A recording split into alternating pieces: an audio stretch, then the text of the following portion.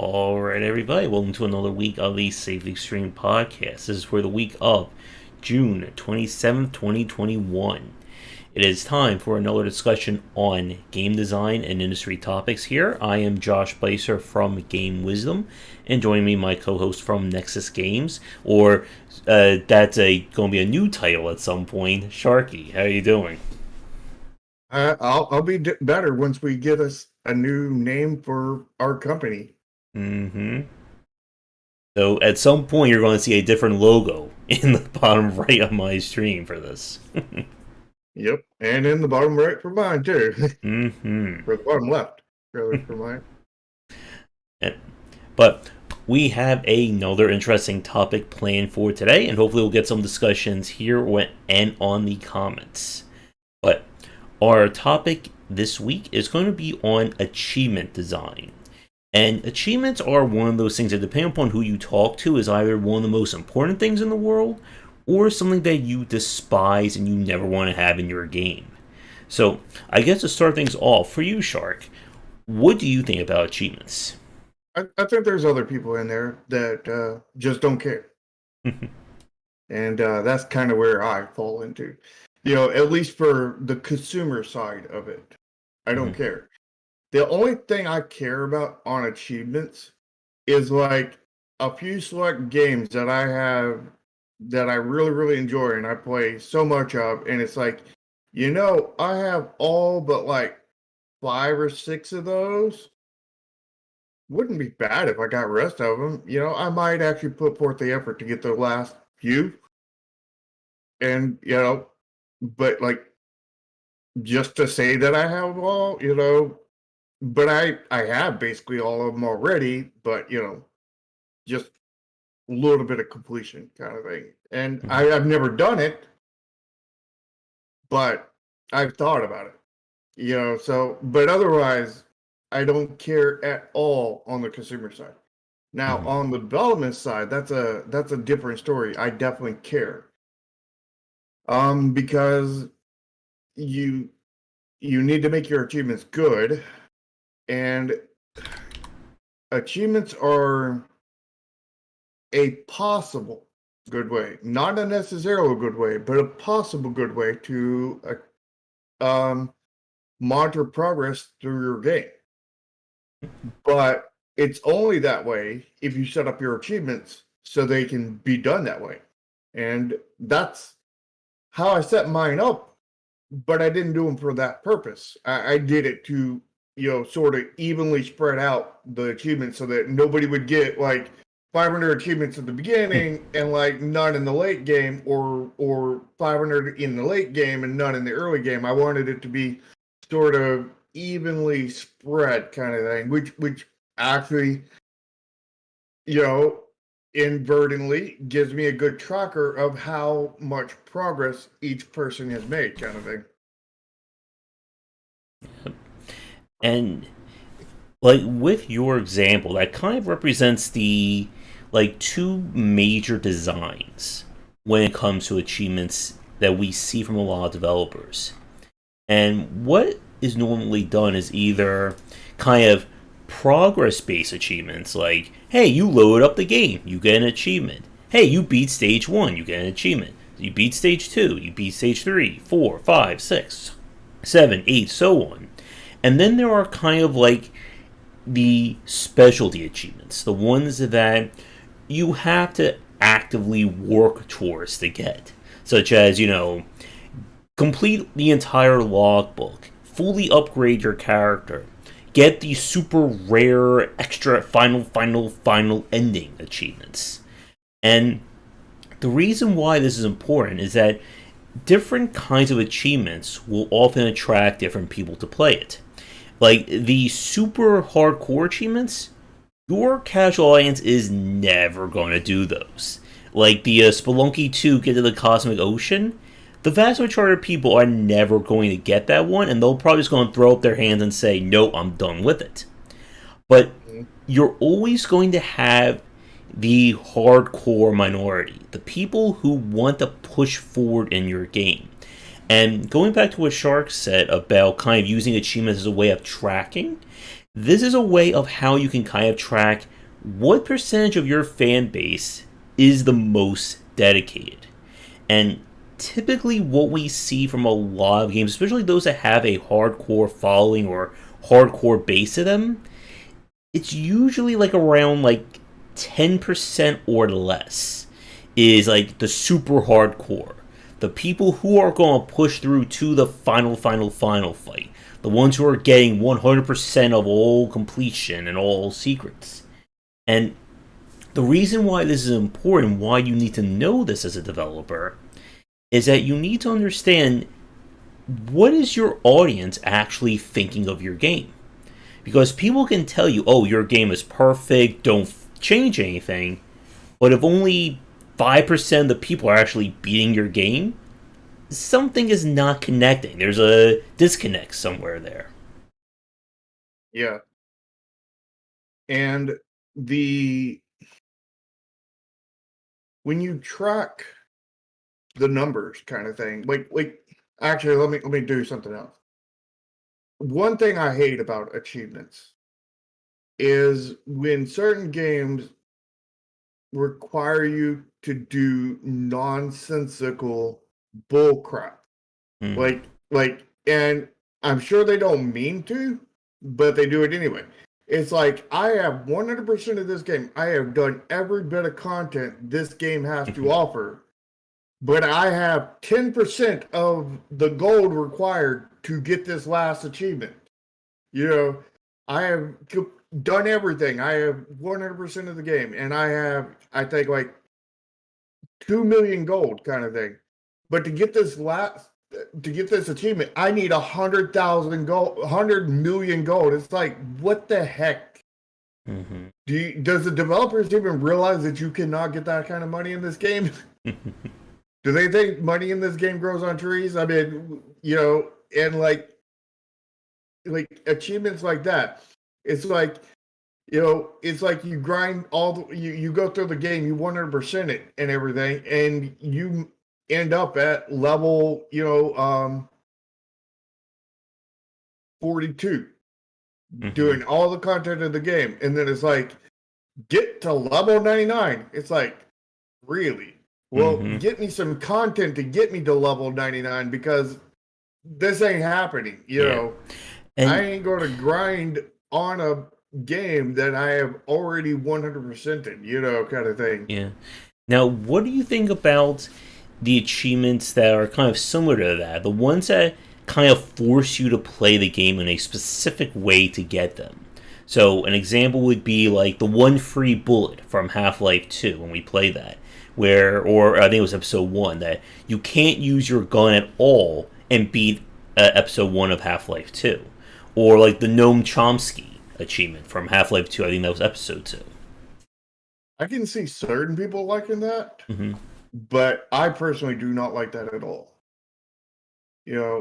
Anything, I think, personally, I think any achievement should be achievable without going out of your way and creating a new save file or a new this or a new that kind of thing. You should be able to do it in the game you're playing right now. It shouldn't be, like that kind of thing bothers me.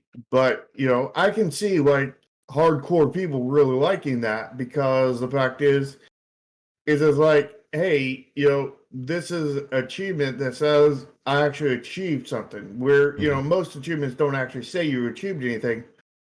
But the thing is, nobody's going to care except for the person who really wants it. And maybe, a few other hardcore people, but otherwise nobody's going to care if you get that certain achievement. Mm-hmm. The the thing that the only way I think people would really, really care about that is if every achievement was like that.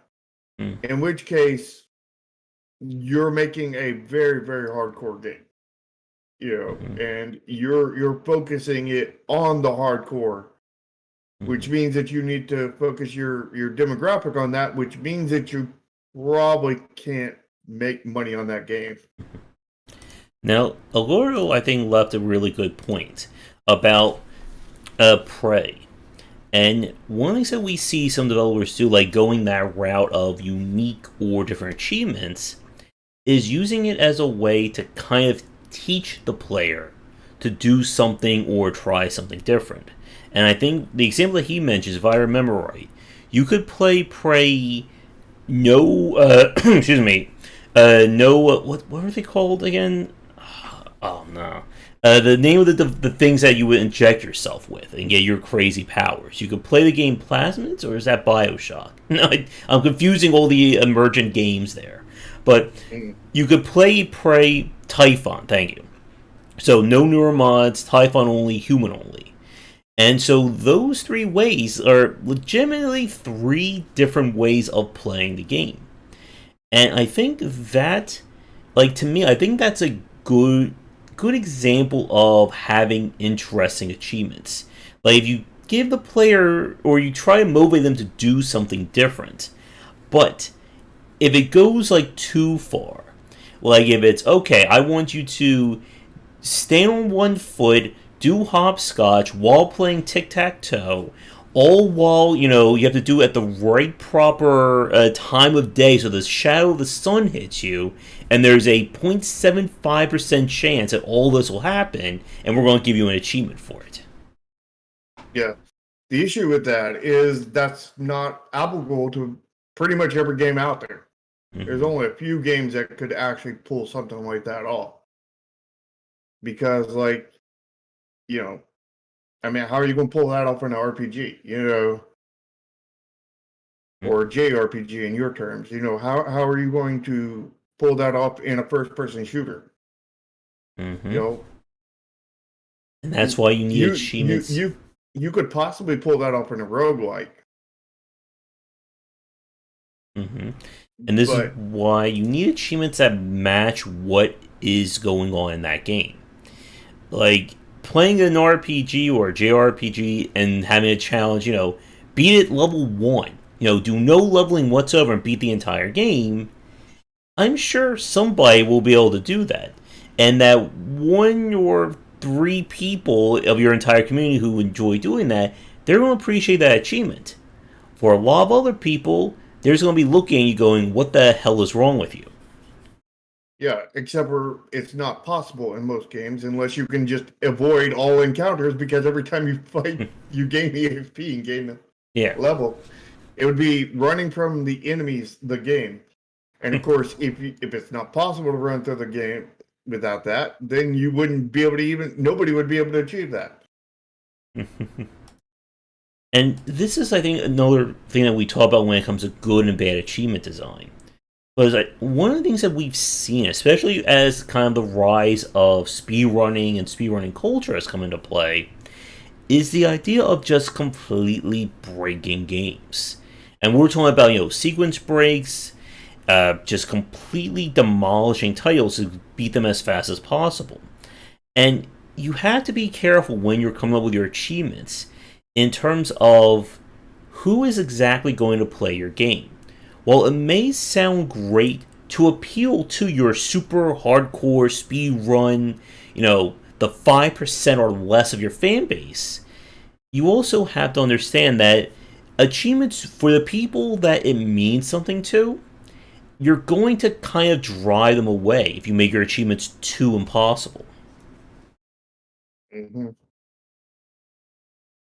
And I like a good spread of achievements going around, like I did in mine, because with that, you're able to track progress a lot Mm-hmm. better. And you'd be like, okay, well, X amount of people were able to get past this point, X amount of people were able to get past this point, X amount of people were able to get past this point.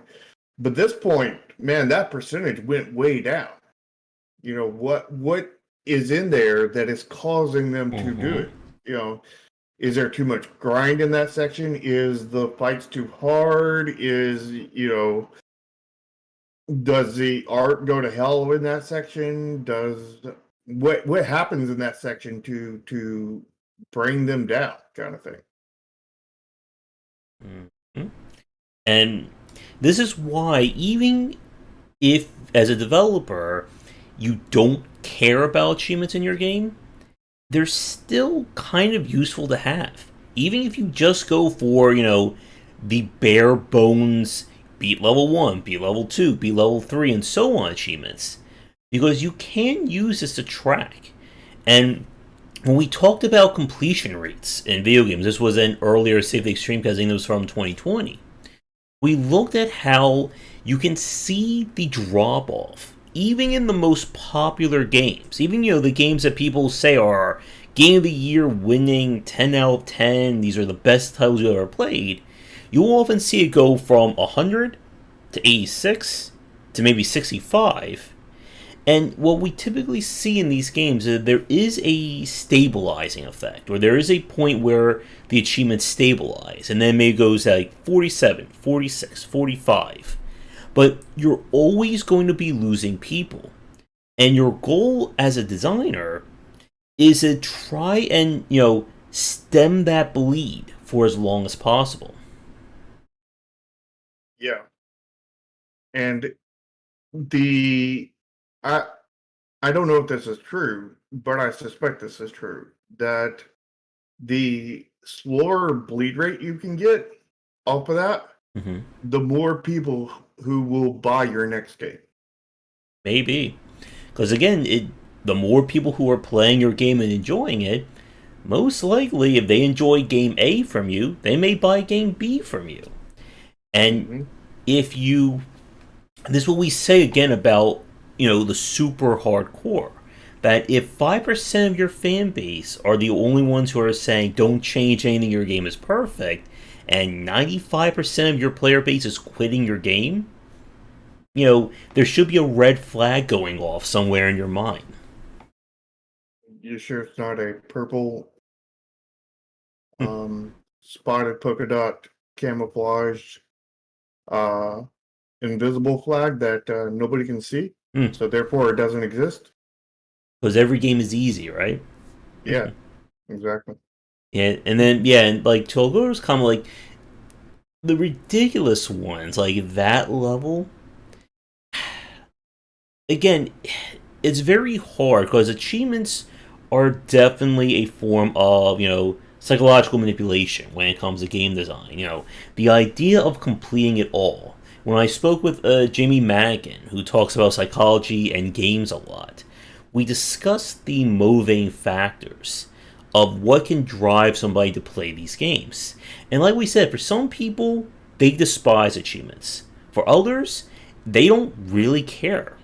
But there's going to be that audience that wants to get those achievements, or the achievements themselves can be a form of progression or motivation to get somebody to keep playing your game.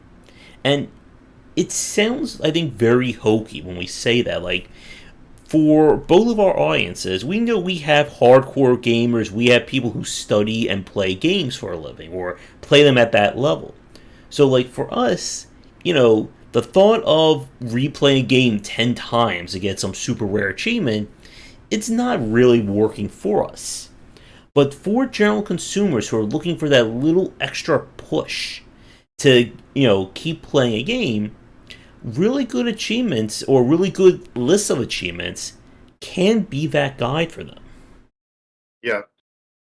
And here, there's two things I want to talk about here. Mm-hmm. Um, one being how to make your achievements actually good, you know, Mm-hmm. and another of how crap. Well, let's just talk about the first one. So when I say how to make your achievements good, I mean what, not necessarily what the achievement is, but how to make the achievement itself good. Mm-hmm. You know, make it wanted, make it add to the game. And, if your game fits it kind of thing, a funny joke as, as part of the achievements because, I know Josh has reacted to that a few times. I've reacted to that. I put them in my own game to where Mm-hmm. you get achievement and you chuckle a little bit. It's just this entertaining. It's this extra step of entertainment that you get from getting that achievement. And if you can, entertain people when they get the achievements, that's going to add to the game rather than just be like, I got an achievement. You know, it'll make people care more if you have that in there. Hmm. And again, that's what we were talking about earlier with when you can tell when a developer, you know, takes that second step when it comes to caring about achievements with their games. Where it's not just you beat stage 1-1, you beat stage 1-2, and that's the name of the achievements. And it is harder to do that, but I do think that people notice that attention to detail. What do you think? I think they do. I think you can also combine the two Mm-hmm. because like it's very hard to make every achievement like that. But if you can make, I don't know, 20-30% like that, I think that'll do a good job. Mm-hmm. But obviously the more you can do the better. But like certain achievements aren't really, able to do like that. You know, um, let me get some examples here. Hey, Soren. Like like in my last game, for the when you got amount of gold, we had piggy bait savings, holy smackers, and Uncle Moneybags. you know, killing two enemies at one time. Two birds with one stone. And deal a final blow to six enemies in a single attack. The name of that achievement? I swear it was an accident. Yeah. And stuff like that. Like, there's obviously ones that I could not find anything, entertaining to go with, but I tried to make every one of them as entertaining on their own as possible. Mm-hmm. And one thing that I want to talk about is like kind of how some developers will integrate the achievements into the game. And when we talk about achievements, a lot of people will think like the Xbox list because originally like kind of like the first formal use of achievements in games came with the original Xbox. But developers have been having these little ways of having achievements built into their games for years. One of the more common aspects, and we see this in a lot of casual games, is having literally like a challenge or a trophy page. And the page fills up every time you do something, get all the puzzles completed, beat level 5, see the ending. And the reason why this is important because if you want your achievements to really kind of push the player, there has to be something tangible attached to them. And for some people, having it on your Steam listing or on your Steam page, that's motivation enough. But Oh, that reminds me of what the other one was. but if you really want to motivate somebody, it's always good to think about how they factor into the game space itself.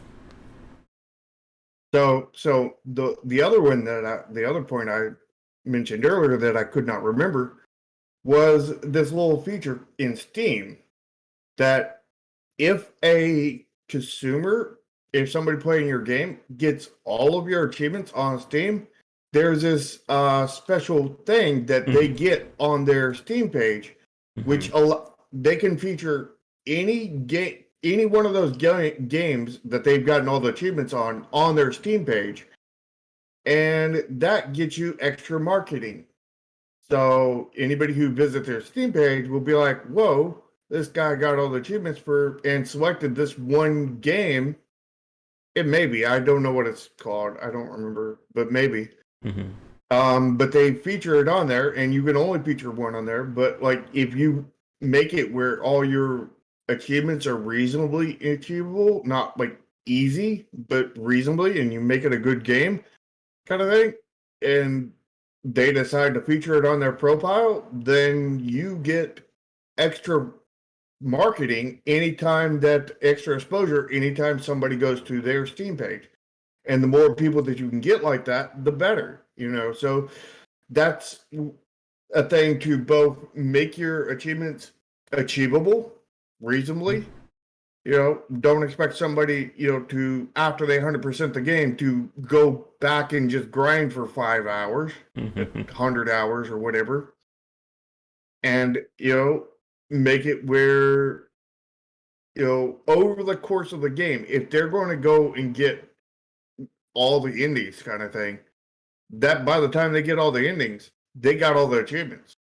And if you can do that, then you can, then design your game in such a way that you try to get a higher and higher percentage to the end to get that full achievement list, so that you can get more marketing and exposure on your game, which then increases your sales. So not only do you get the advantage of, more returning customers, but you have those returning customers promoting you more, and therefore bringing you more new customers, which can end up creating those into returning customers and having them promote more. And it's this endless domino effect, basically. It's a ever shrinking domino effect, but it's a endless domino effect that goes on forever. And the better the more you can get people through, and the more, and if you set your achievements like that, the more you can sell your game. Yeah. And if you can keep people motivated, that's kind of the point of achievements, is this idea to keep them motivated and invested to play your game. The longer they play your game, the more likely they're going to be enjoying it and wanting to keep supporting you. The thing you don't want as a developer is for somebody to load your game, play for 5 minutes, and then quit or refund it. And for a lot of developers out there, like we've said, you have to be really careful when it comes to understanding what you did right and what you did wrong in terms of design. And as we've said, with using achievements to track this, you can see how much your audience is actually playing your game. And we've said this before, that there's a lot of developers who don't understand, or they ignore when people have issues, or they say that, oh, because we have difficulty settings, our game is immediately accessible and everyone's going to love it. But for a lot of these games, they will often have very poor clear rates, or they'll have massive bleed points in their achievement lists. That it'll go, stage 1, 95%, stage 2, 55%. And like we've said, there will always be a point in any game where the bleeding becomes very stable. But you want that to happen further into your game, as opposed to after the first 2 levels. Mm-hmm. Let's see. And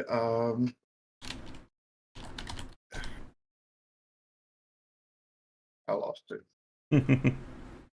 Well, while you're remembering it, I looked up just for the hell of it. I wanted to see about Celeste again and see where it's standing in terms of its achievements.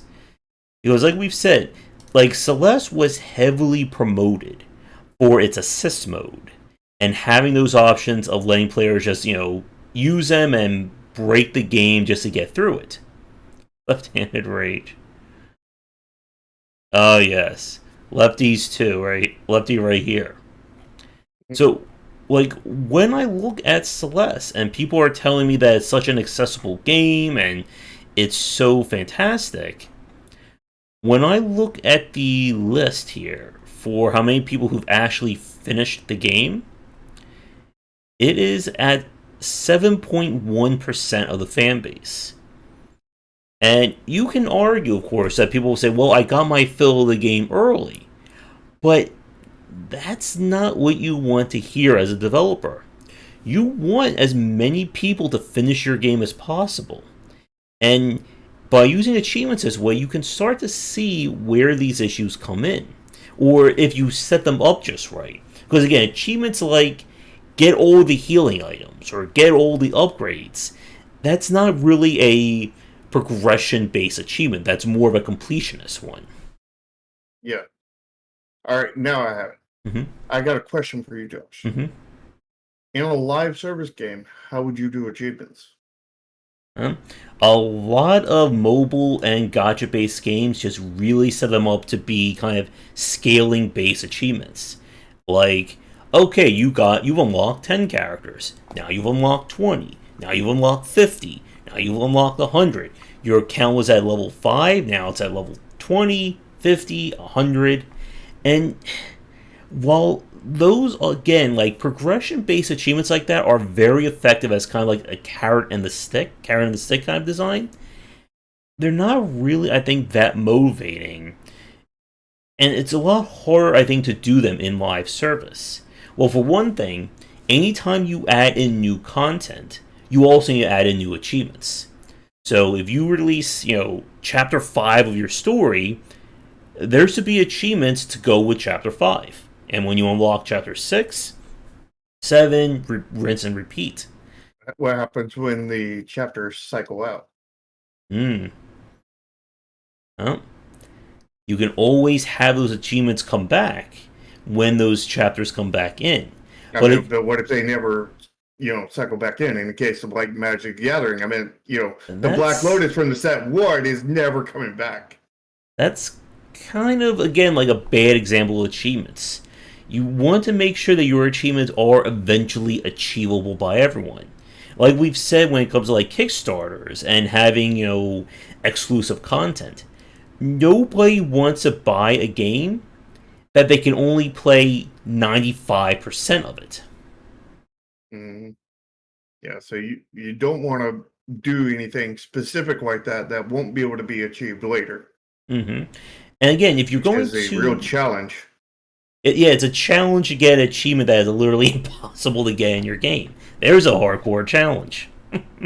Mm-hmm. Yeah, like again, like if you're going to have like time or seasonal based content, when it comes back, have those achievements available. Like, and again, like from a design standpoint, that's actually good development as well. You don't want to design content that is literally only available for 2 weeks and then it's never seen ever again. Or what if it's available for 2 years and then it's not never seen again, but never seen again in the main play space? Because we see like all the CCGs follow this route because of balance. Yeah. But cards and achievements are two different things. It will come down to design achievements that aren't reliant on cards that cannot be attained anymore. Yeah, you would. So does that mean they'd all have to be like general achievements? Or it could be if you have like story-based campaigns, or like Hearthstone does with having these like those bite-sized episodes that they release, tying the achievements to them as opposed to getting or using those cards. I guess, like, here's a question for you. What do you think about achievements in, like, deck builders or in, like, kind of randomly or procedurally generated games that rely on very specific combinations? Like, Slay the Spire had one, like, get the first class to, like, 50 strength or 50 power. Like, unless you are stupidly lucky in terms of how things lay out, you're never going to get that achievement. Yeah, I don't like that. That is any achievement that is reliant on luck is a bad achievement. Mm-hmm. Because RNG can hate you, and you play the game for 10 billion hours. That you play the game from every second, from the time you wake up to the time you go to bed, from the time you were 1 year old to the time you die, and you still don't get it. Mm-hmm. You could have your brain put into a jar, and you still play that game for millions of years, and you still don't get that achievement because RNG does not like you. Mm-hmm. And humanity ends before you ever get that achievement. Yeah. That's not a good achievement. No, it is Achievement should be achievable. not. That's the Otherwise, it tagline. would be, huh? That's our tagline for the episode this week. Achievement should be achievable. Hmm. Then, if they aren't, then they're not achievements. They're unachievable. Humanity ends achievement. There's the downer for this week. Yeah. When humanity ends, everybody will get this achievement. Hmm. Well, see, when you put that achievement into your game and then AI sees it, then they will actively they'll become the new achievement hunters. There you go. That's how Terminator began. Because somebody put humanity ends as achievement in one of their games. Hmm. And Google seen it. Now, here's a question, and this is something that I want to ask you and I want to ask the audience. If there's one company that's been kind of the outlier when it comes to achievements, it's been Nintendo. Nintendo, as we famously know, is very slow when it comes to kind of adhering or changing to what are the current trends of the industry. And they are at the moment, I think, like the only major company that has no real achievement design in their games or in their systems. I don't think you can even get achievements on the Switch shop or your Switch profile. So, I guess my question for everyone is, do you think Nintendo is leaving money on the table by not having or coming up with their own form of achievements? I don't know. It's hard to tell because Nintendo is such an oddball. Mm-hmm. With Nintendo being that oddball, I could see it having no effect on them.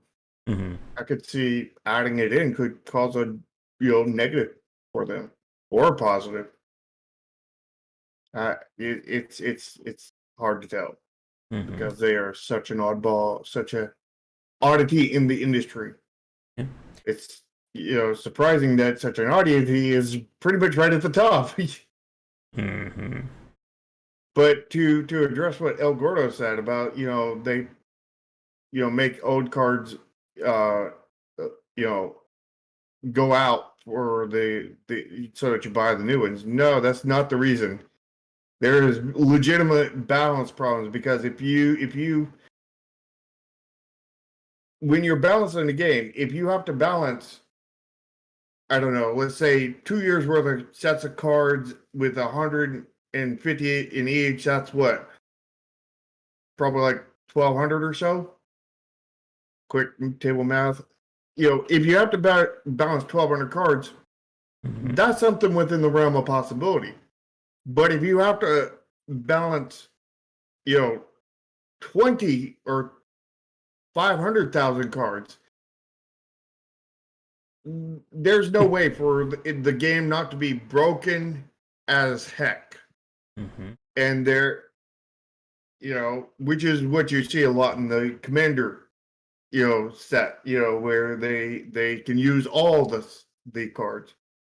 You see some very, very broken decks. And the other reason why they do it is because a new player comes in, and if they're fighting all these broken decks kind of thing, they're not going to stay in the game. They're going to quit. That is very, anti-new consumer kind of thing. That is, appealing only to the hardcore, and like for anybody new that joins that is expected to compete, we'll have to go back and buy all the old cards. So it's actually doing the opposite of trying to sell all the cards kind of thing. They're only trying to sell the latest cards, and they're like, don't even worry about the old cards. Mm-hmm. They're trying to sell less cards with that and get more balance. So it's actually the opposite of what you said there, El Gordo. So here's something that the chat did not pick up on this, and I'm curious if anyone watching this recorded did. That when I said Nintendo doesn't have achievements in their games, that is kind of a half-truth. Because if you look at Smash Brothers, Smash does have achievements. They're just not listed on your profile. The game has an entire checklist of things for you to do, which unlocks new things. You mean the trophies? Yeah. Yeah. And this is something that, again, as I've said, people will. This is, I think, the best examples of achievement design when they are integrated directly into the game. If you look at my thumbnail for the stream or the video you're watching is recorded, I of course included the Doom Marine or Doom guy. And in Doom Eternal, when you go to the Fortress of Doom, all the albums, all the toys that you collect show up in that fortress. And this is something that I've talked about before, the idea of having a trophy room in your game to display the various achievements. And while I don't think that may be feasible for every developer, that to me is kind of like the high end of having good achievement design in your game. Mhm. Games.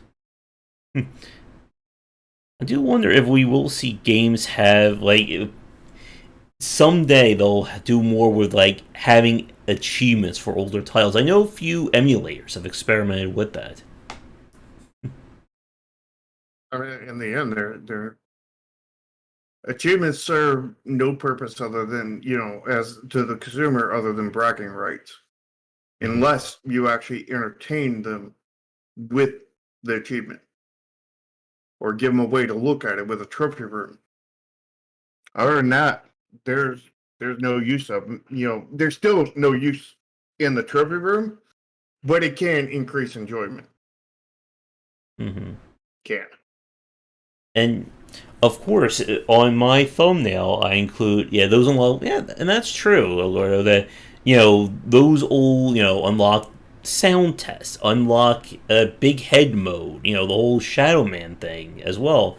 Those were considered like kind of like the precursor to achievements, and They were also, precursor to cheats in oh yes. like Game Genie and whatnot, because the Game Genie often tapped into those and then used those as codes. Mm-hmm. Now you're really dating this chat with that one. But you know what's better than the Game Genie? Mm-hmm. What is it? The Game Shark. There we go. And another game that I put on my thumbnail, of course, is The Binding of Isaac. And The Binding of Isaac is an example I always bring up when we talk about achievements. Because of how Edmund kind of came at it from the reverse way. Normally, the achievements are put in as kind of, I finished my game, and now I'm going to come up with a crazy list of things for people to go for. In a blog post that Edmund wrote, this was like a long time ago, he was talking about how he was coming up with all these ways of creating, the additional progression, the new items, the new bosses, biomes, etc. And he wanted a way to track them. But at the same time, he was also he was stumbling upon the idea of how the hell am I going to make achievements for the Binding of Isaac? And in like that moment of just like everything clicking, he took his entire secrets list and turned that into the achievements for the Binding of Isaac. And in a way, or in a weird way, it worked really well. And this is again a case, or this is probably one of the more unusual examples of it, because the Binding of Isaac right now has 637 achievements. I'm sure there's somebody out there who has all of them as well. But this was a way of really, integrating everything together from a gameplay, a progression, and from an achievement standpoint. Yeah, which is not doable in every game. Every Mm-hmm. game is different, so you have to figure out the best way that you can do that in your game. Mm-hmm. And some games are easier than others. Live service is definitely a challenging one, to say the Mm-hmm. least. Yeah. And speaking about that, the other game that's on my thumbnail, which I'm very sure most of you and most of our audiences have no idea who that character is from, the woman next to Isaac, is as a character from an Arfix Mundi game. And Arfix Mundi, they make a lot, they make kind of the highest class of the hidden object games. You know, stuff that it's kind of one part puzzle game, one part adventure, and then that, find the object. And their audience consists of casual gamers. They have a large female audience for a lot of their games. And they have achievements in them. And going back to what Shark has said about, knowing who your audience is and building your achievements around them, their achievements, again, kind of swing in both ways in terms of, okay, here are your general ones, and then we have a few challenging ones. But even their most challenging achievements, no, there's a lot of men who will play those casual games as well. They just said that their audience consists largely of women. But their achievements are designed to be completable by everyone. Yes, there's going to be people who they don't care about completing an Arfix Mundi game, without using any hints. But they do have achievement there. They, as we've said, their achievements are achievable. So here's a question for you in chat. Mm-hmm. What do you think about achievements that you have no idea what they are? They're the mystery ones. They're the hidden ones. I had a feeling someone was going to bring those up. And I don't know, I'm not a fan of those. And what Shark is referring to, for those of you who don't know, that when you look on Steam, some developers will just literally list every single achievement and the requirements for them. Other developers will have hidden ones that it will say, this game you found 20 achievements, but there's 15 hidden. And the hidden ones can mean anything. It could be, date a random character, beat this level, beat a fire level without using fire protection. And they're often the ones that are completely against how somebody would play the game normally. And yeah, and I do that as well, Tommy. I've done that a lot. And I don't know. I don't like those. As we've said, like, you have to give the player some idea of what that achievement is. Like, if you have an achievement in your game that is, whistle Beethoven's Fifth Symphony above a waterfall at exactly 9 p.m. on a Thursday, and we're going to give you an achievement, yes, that's achievable, but how many people will ever know what that achievement is? It's not achievable for the people who do not go up and look it up on the internet. Mm-hmm. And the one person who gets lucky and does it on their own. Yeah. Besides those people, it's not achievable. Yeah. And some developers will argue that, like, having achievements that are kind of like you're almost predicting that the player is going to do something weird. Like, throw objects in the hoop in Half-Life 2 with the gravity gun. Like, that's okay, but again, I think with achievements, this is one of those areas, like with tutorials and onboarding, you don't want to be mysterious about. And here's another question for you in chat. Is how many achievements is too little or too many? I think, like, from my own experience, that I would say less than 5, maybe less than 10 is too little. Like, there are some games who will just have literally, like, 1 or 2 achievements. It could just literally be achievement, beat the game. That's it. And as we've said, the 2 main goals of achievements when it comes to designing them, one should be to track how people play your game, and 2, motivating people to play your game. But it, if they have, I hate games that like every like 2 minutes you got an achievement. Every two Yeah. minutes you got achievement. Go to the It option just gets menus. Get an achievement. annoying. Yeah. Yeah, open option menu. Oh, I remember a game that did that. Oh, I was like, no, no. Change your video settings. You get an achievement. Yeah, Look at the like screen. You get an achievement. yeah, Move your again. character, get achievement. Move left, get achievement. Move right, get achievement. Move Mm-hmm. up, you get achievement. Walk on a ladder, you get achievement. Mm-hmm. And I Cross think into another biome, you get an achievement. yeah, I think Ogordo has it right with it depends on the game.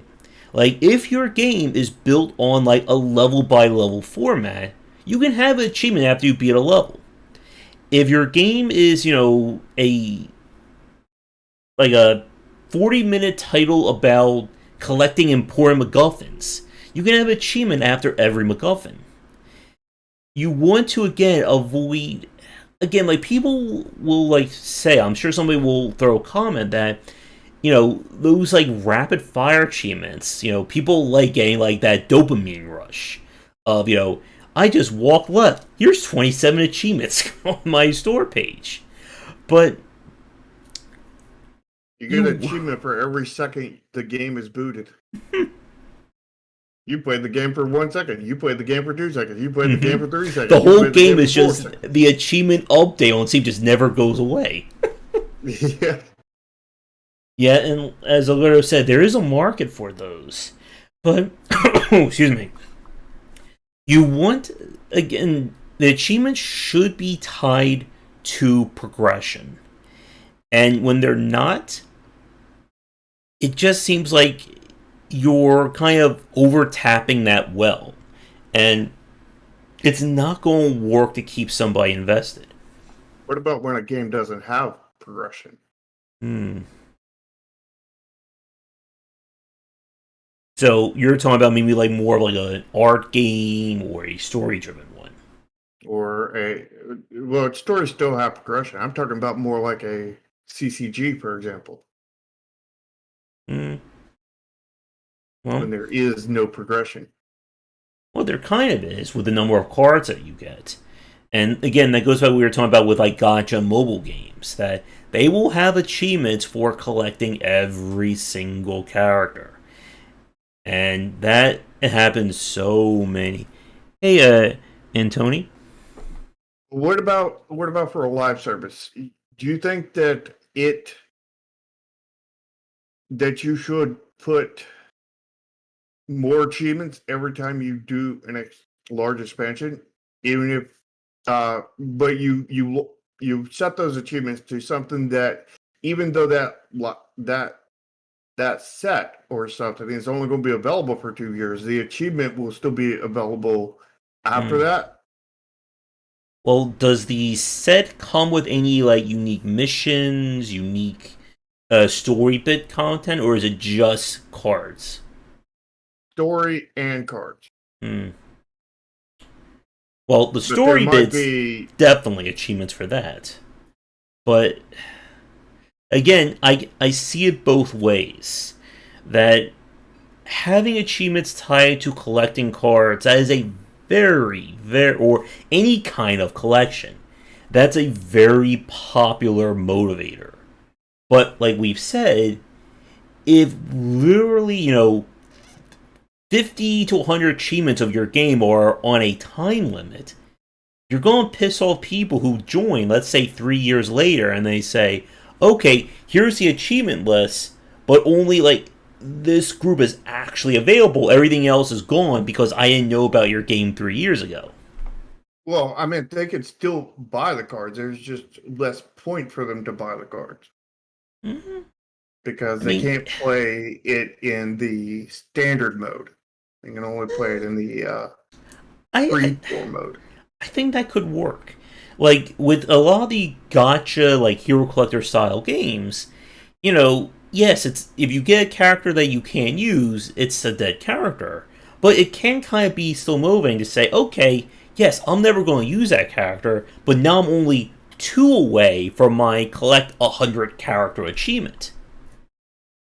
Well, I mean, you could still use it, just not in the main mode. Yeah. Yeah, then I think that's okay. And Tommy, it is very interesting that you asked me that question because somebody has actually posed that question to me, and I can't go into too much detail about it, but they asked me for that kind of challenge. And yeah, And you like, refuse the challenge? what was that? You refuse the challenge? No, it's an NDA challenge. Ah, Yeah. And again, it really comes down to what systems are available. Like anything can have achievements to it. Even a game like chess, even tic tac toe, we could have achievement lists for that. And it can work, but you have to be, again, understanding what your gameplay loop is and what are kind of the rewards. Like, what are the dopamine rushes for playing your game? And you can tie achievements to that. Again, going back to the gotcha example, gotcha games are about pulling new characters. So if we attach achievements to that, that can go so much better. And let me see. I won't get to Tony Slav's question, but I also want to ask this question to you, Shark. What do you think about tying currency or tying, some extended factor to your achievements? Because another thing that we see from mobile and gacha based games is that when you get an achievement, we're going to give you premium currency on top of that. And I see this, it's kind of, I think, a little scummy, it's a little manipulative, but I think that's also a very effective way to get people to do achievements. so you're talking about rewarding achievements Yes. for Beyond just having it like as a on trophy or on a icon, saying that if you do this, we're going to give you 100 premium currency. I can see that both being good and bad. Mm-hmm. Like it would all depend on the financial model of the game, but Mm-hmm. like at its core, assuming that the game itself is not abusive, I could see that being a good thing because you're rewarding people for playing more of your game that is enjoyable for them, adding to their enjoyment.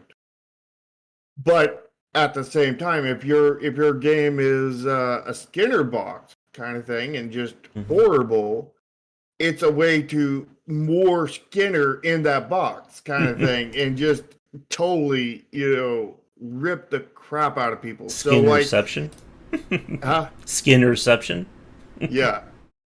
And it's one of those things that, used the right way, it can be really positive. It can have a really positive effect, but used the wrong way, it can have a really extremely negative effect. And, and I think that even if you're using it as a positive effect, you have to limit how much you do it because you don't want people to feel committed to have to go and get all of them. You Mm-hmm. want, in order, you want to have the reward low enough that people are like, I'm fine with missing that, but you have to have it, high enough that, people are like, yeah, actually doing that would be interesting, let Like, me go check that out, kind of thing. And I like that idea, but you have to implement it very, very carefully.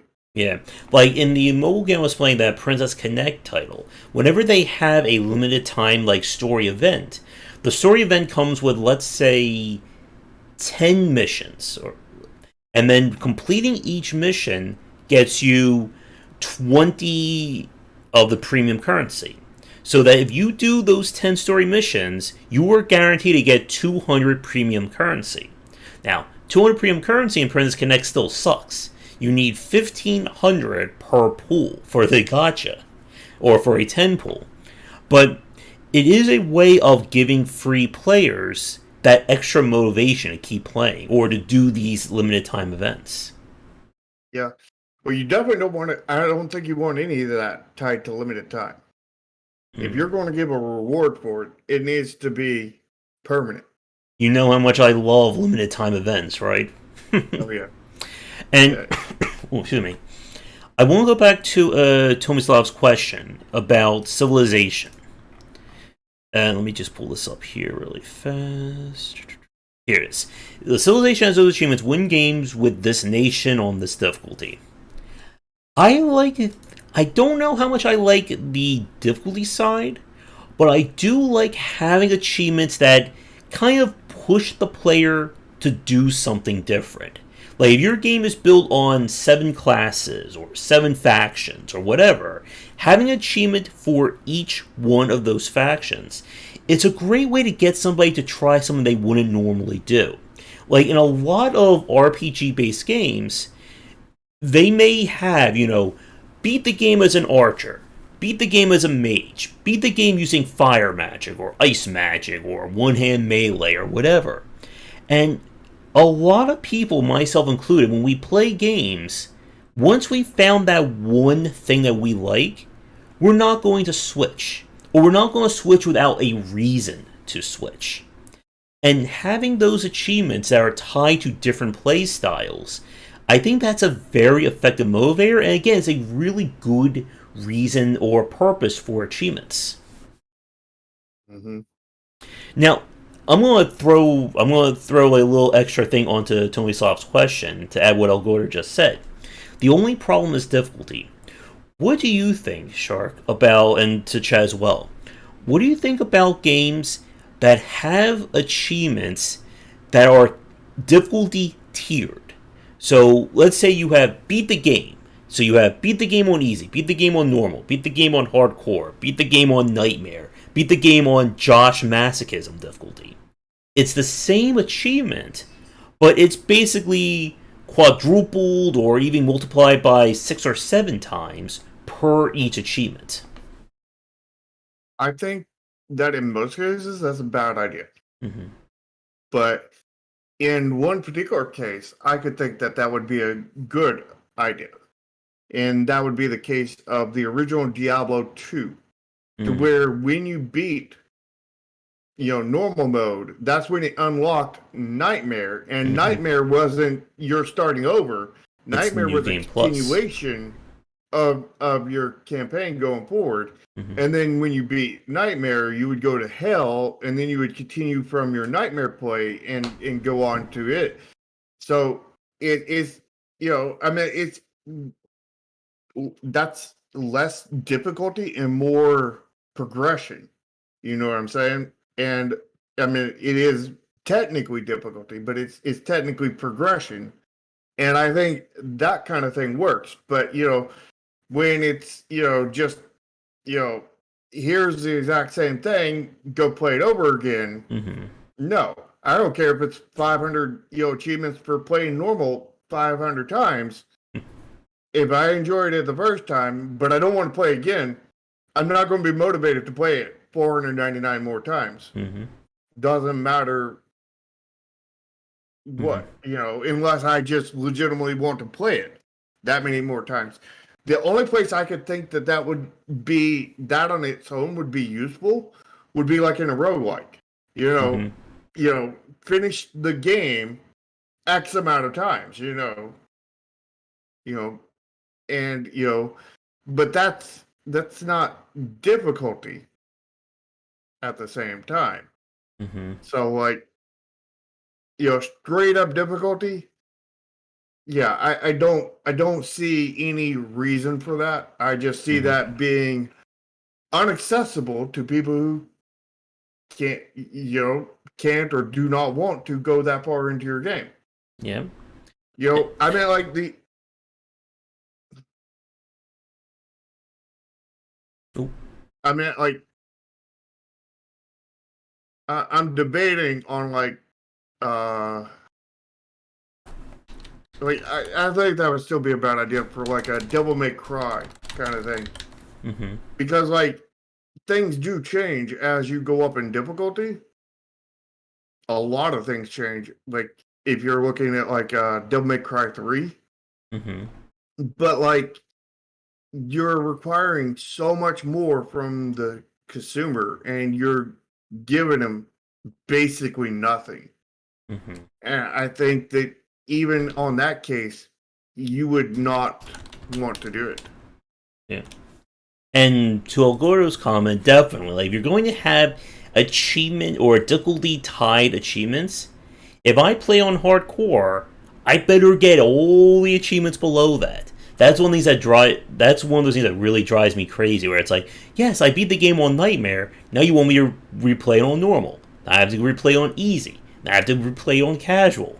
Definitely don't do that.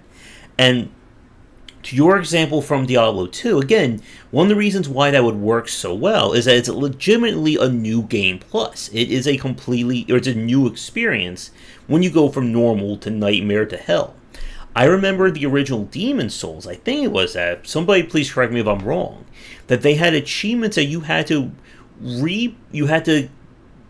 keep beating the game. You had to beat the game like 3 or 6 times to get an achievement. And I was just like, no, I'm not doing. I'm not going to do new game plus plus plus plus plus plus to complete my trophy list on Sony. Yeah. So we are over an hour. I'm trying to think. Are there any other parts regarding achievement design that we didn't touch on that you want to bring up? And for the chat, if you have any questions for the two of us about achievements, this will be last call for them. I can't think of anything offhand. Anyone? Yeah, and that's a topic in of itself. What Allura just said, that should a game be finished by anyone, no matter the skill. Yeah. And I don't think it should. I think when it comes to game design, I think any game should be beatable by basically anyone. I mean, like anybody who wants to beat it should be able to beat it. Mm-hmm. You know what I mean? Because there are limitations that Mm-hmm. accessibility and all this other stuff, and but if somebody is willing to stick with it and willing to put in the work, the game should not be so hard that they're never able to achieve it. They should never be locked out of, you can never beat this game, no matter how much you spend on it. Spend time on it, not spend on it. That's a whole another topic. Mm-hmm. Yeah, and that gets into the whole topic about again, like not only consumable products, but also what the skill floor and the skill curve of your game look like. And that would be something I would love to talk about. That could actually be a really good roundtable topic as well, because I would love to hear what Tomo thinks about this, especially with how much his own design sense has changed over the last 20 years. Mm-hmm. Should anyone who buys a game be entitled to be it just. And again, that if I start talking about that now, that's like another hour to 2 hours on this discussion. I would But say entitled, no. mm-hmm. Able to, yes. Yeah, and oh, here's a bonus pro tip: if you have a super deluxe fancy edition of your game, don't tie an achievement into buying the super deluxe fancy achievement of your game. That just will really piss off a lot of people. That goes back to pay to achievement. Oh yeah. Just spend $1 million on this game, you'll get this achievement. You should have that in Neon Continuum. Oh, it's already in there. There you go. All right, but other than getting to that topic, which I think I'm going to make a note now on the round table as soon as we're done here, I think we'll wrap things up for this week's episode. But if you enjoy things, be sure to leave a comment. If you have suggestions for future topics, let us know. Yep.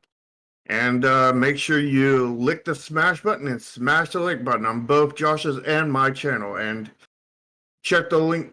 Check the description down below. There's links to both of our YouTube channels, both of our Discord channels, Twitter, all that stuff.